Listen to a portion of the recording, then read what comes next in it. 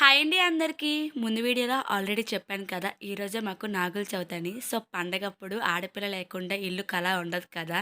So, మా వదినకి అలా పిలిచామనమాట. ఎప్పుడైనా సరే మేము ప్రతి పండగ ఇలా కలిసే చేసుకుంటాము.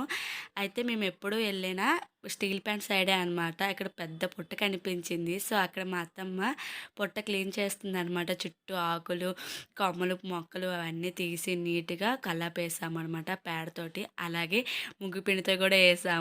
ఇక్కడ ఎదురుగా ముందు రోజు వర్షం పడింది కదా! ఆకులన్నీ గజిబిజిగా ఉన్నాయన్నమాట. సో, క్లీన్ చేసాము. దీపారాధన కూడా చేసుకున్నాము. అలాగే నైవేద్యం పెట్టి అన్ని రకాల ఫ్రూట్స్ పెట్టామండి. అలాగే మాకు నువ్వు పప్పు, నెక్స్ట్ సలివిడి, పెసరపప్పు, బెల్లమేసి ఉంటుంది కదా! అది కూడా పెట్టామన్నమాట.